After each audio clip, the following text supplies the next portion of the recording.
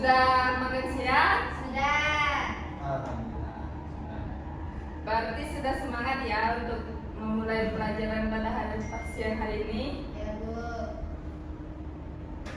Baik, sebelum kita memulai pelajaran pada siang hari ini, siapa yang kita hadir? Hadir semua, Bu. Oke, ada semua ya. Sebelum kita memulai materi, Ibu mau bertanya terlebih dahulu.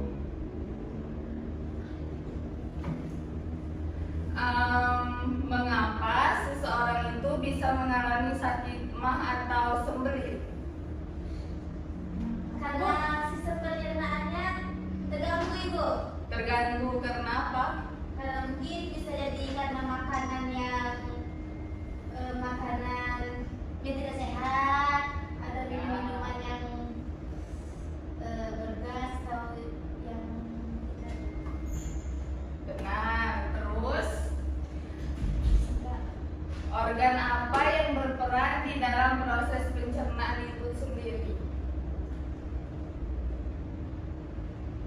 Usus, lambung, apa itu? Usus besar. Pankreas, Bu. Baik, pertanyaan tersebut sudah benar semua. Di sini ada yang tahu nggak materi kita pada siang hari ini itu apa? Sistem pencernaan, Bu. Oke, di sini Ibu akan menjelaskan mengenai tentang sistem pencernaan pada manusia. Baik, di sini Ibu akan menjelaskan mengenai pencernaan. Pencernaan adalah suatu proses ketika makanan yang kalian makan itu dipecah sehingga menjadi nutrisi-nutrisi yang kecil. Pencernaan itu dibagi menjadi dua. Ada yang tahu pencernaan apa aja? Tidak. Yaitu ada pencernaan secara kimiawi dan pencernaan secara mekanik. Pencernaan secara kimiawi itu adalah pemecahan makanan yang menjadi bentuk kimia yang lebih kecil sehingga siap diserap oleh tubuh untuk melakukan metabolisme. Sedangkan pencernaan mekanik itu proses pemecahan makanan secara fisik melalui bentuk kasar yang menjadi bentuk yang lebih halus. Mengerti anak-anak? Ibu. Baik, yang selanjutnya Ibu akan menjelaskan mengenai fungsi-fungsi pada organ pencernaan. Pertama, ada fungsi mulut, yaitu tempat masuknya makanan. Di dalam mulut itu, makanan dikunyah oleh gigi dan dicampur dengan air liur sehingga menjadi lebih halus dan mudah ditelan oleh kita.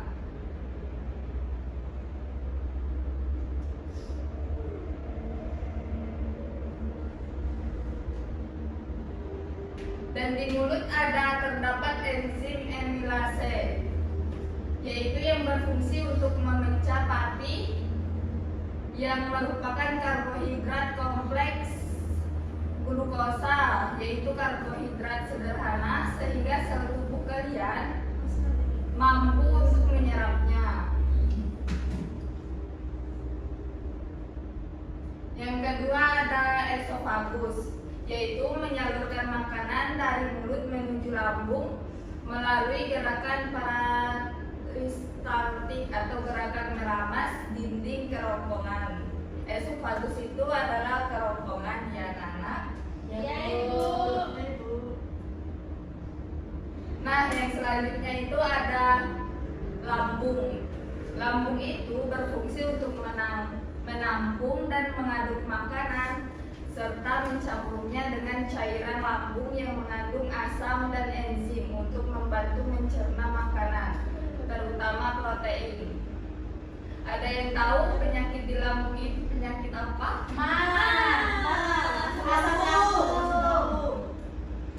Lambung busuk. Benar. Nah, yang selanjutnya itu ada pada usus halus, yaitu tempat berlangsungnya sebagian besar pencernaan kimiawi dan penyerapan zat makanan. Pada materi ini dijelaskan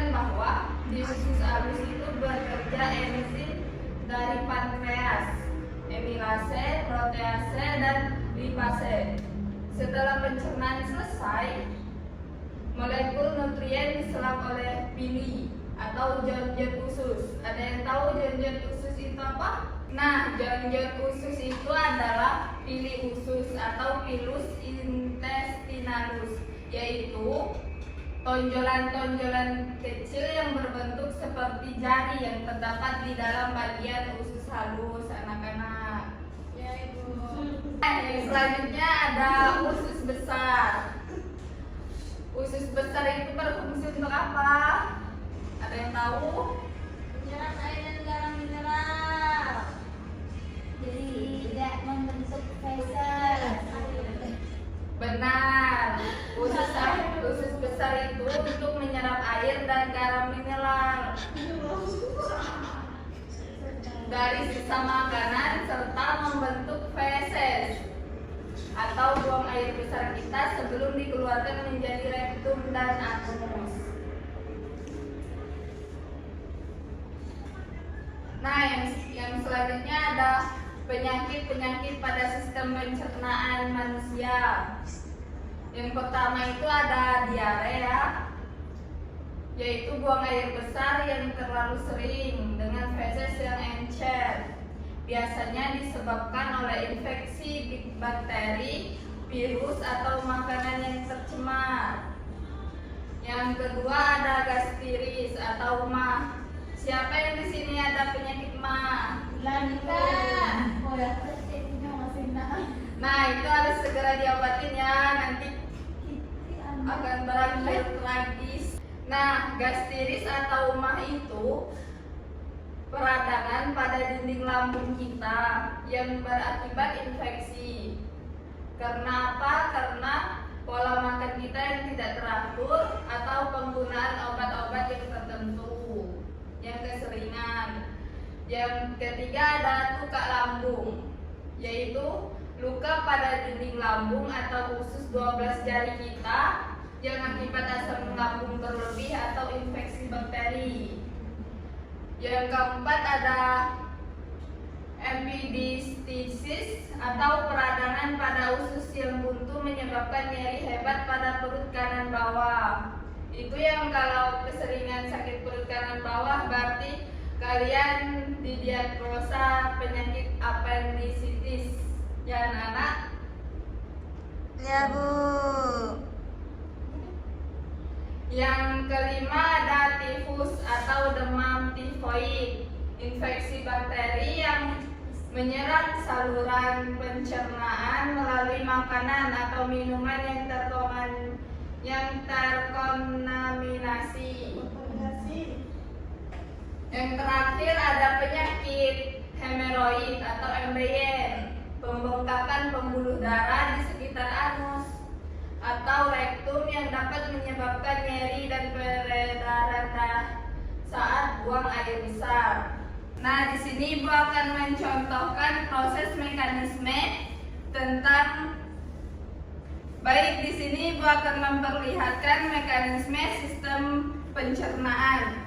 Ada yang mau bantu Ibu nggak? Ya. Satu. Oke, silakan maju. Boleh gini nggak? Ya, ini. Ibu, ya.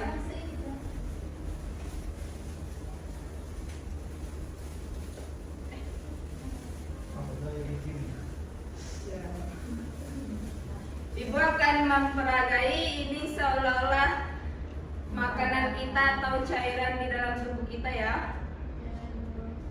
Yang pertama dia akan melewati kerongkongan dan melalui lambung serta ke usus halus dan berakhir di usus besar dan pula berakhir ke menjadi feses. Ini ya. Silakan duduk. Nah, tadi kan Ibu sudah menjelaskan dan memperagai tentang mekanisme sistem pencernaan, alurnya dari kerongkongan ke saluran feses. Sekarang Ibu ada LKPD untuk anak-anak usia, Ibu akan memberikan 2 kelompok. Boleh dipisah. Kelompok pertama ada Ulan, Radika, serta Amelia. Dan kelompok kedua ada Sri Rizky, Aziz, dan Ronia. Ini LKPD-nya, silahkan dijawab. Ibu berikan waktu selama 5 menit ya.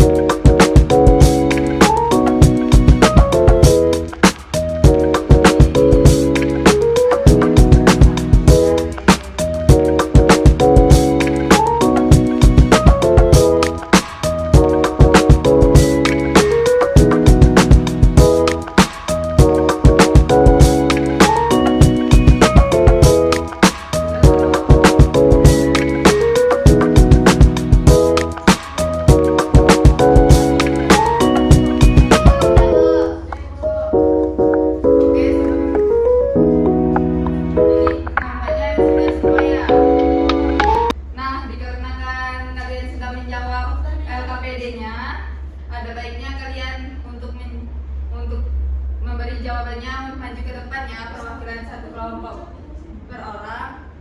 Harus maju ya anak. Ya Ibu. Oke, kelompok berapa yang belum maju? Silakan. Oke, silakan Radika. Tapi jangan yang nomor 1 sama 2 ya Bu. Kelompok Itu dua kan ya, ada Bu. 2 bagian. Dan kelompok itu bagi 1 ya.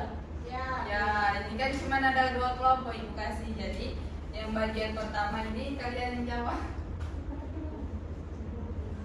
Ya. Ibu. Yang pertama itu pada gambar nomor 1 itu ada hati. Fungsinya menghasilkan cairan empedu untuk membantu mencernakan lemak. Yang kedua ada di gambar itu ada gambar lambung. Fungsinya mengaduk dan mencernakan makanan utama protein itu. Ya, coba lihat dulu. Ya, benar. Terima kasih ya Radika. Yang kelompok 2 silakan maju ke depan. Ya Ibu.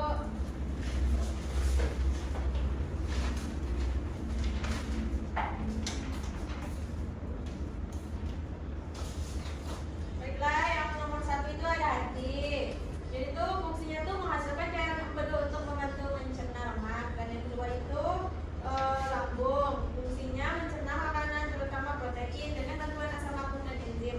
Dan yang nomor ketiga itu usus halus. Fungsinya itu menyerap sari-sari makanan dan melanjutkan proses pencernaan. Dan yang terakhir kantong empedu. Fungsinya itu menyimpan dan menyalurkan empedu ke usus halus untuk membantu pencernaan lemak. Betul nggak, Bu? Betul. Tapi sebaiknya tadi Ananda Sri menjawab nomor 3 dan 4 saja. Soalnya tadi nomor 1 sama 2-nya sudah dijawab sama Radika. Tapi nggak apa-apa ya. Dapat nilai plus kok. Kasih, Bu. Ya, sama-sama.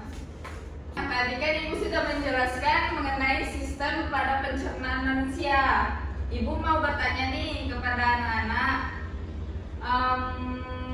apakah anak-anak bisa jawab mengenai apa sih fungsi lambung pada sistem pencernaan? Ayo silakan dijawab siapa yang bisa. Nanti Ibu kasih nilai.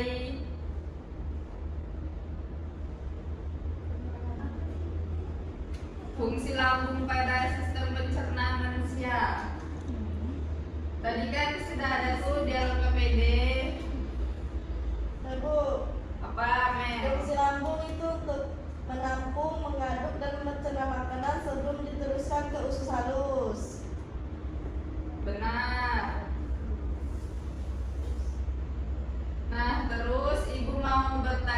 ini. Jika kita telat makan, apa dampaknya pada sistem imunitas atau sistem pencernaan kita pada manusia ini? Siapa yang bisa jawab? Menjadi bisa terjadi penyakit mabuk, diare. Diare pernah telat makan ya? Kan. Bukan Lambung. kan? Coba. Ma, Ya, sama benar. lambung. Ya, terus? Ayo tadi Bu sudah jelaskan. Sakit perut, Ya. diare. Tadi sudah diare. Dua kali kamu bilang diare. Apa lagi? Masih banyak loh penyakitnya tadi Bu jelaskan. Tifus atau demam tifoid. Nah, terus apa lagi? Usus buntu bukan penyakit telat makan. Tukak lambung, Ibu. Ya, luka lambung yaitu luka pada lambung. Appendicitis, peradangan pada usus buntu. Ya, seperti pada PPT ini ya. Ya. Nah, jadi dapat kita lihat dari penjelasan Ibu tadi bahwa banyak sekali penyakit pada sistem pencernaan manusia. Apalagi kalau kita bisa telat makan, itu bisa akan menyebabkan sakit emah, sakit lambung, sakit tukak lambung, tifus, dan hemoroid. Nah, berhubung waktunya sebentar lagi, Ibu mau menyimpulkan materi pada sistem pencernaan ini. Nah, di sini Ibu akan menyimpulkan nih mengenai sistem pencernaan manusia. Sistem pencernaan manusia itu adalah sistem organ yang berfungsi mengolah makanan menjadi zat-zat gizi yang dapat diserap dan dimanfaatkan oleh tubuh manusia seperti sumber energi, sumber pertumbuhan, serta perbaikan jaringan pada manusia. Dan proses pencernaan ini berlangsung melalui beberapa tahap, yaitu memasukkan makanan ke rongga mulut dan mengeluarkan sisa makanannya melalui anus. Dan organ yang berperan di dalam sistem pencernaan itu meliputi yang pertama mulut, kerongkongan atau esofagus, lambung, usus halus, usus besar, rektum, dan anus, serta dibantu oleh organ aksesoris seperti kelenjar ludah, hati, kantung empedu, dan pankreas. Dan agar sistem pencernaan ini tetap sehat, perlu menerapkan pola makanan yang bergizi dan sehat dan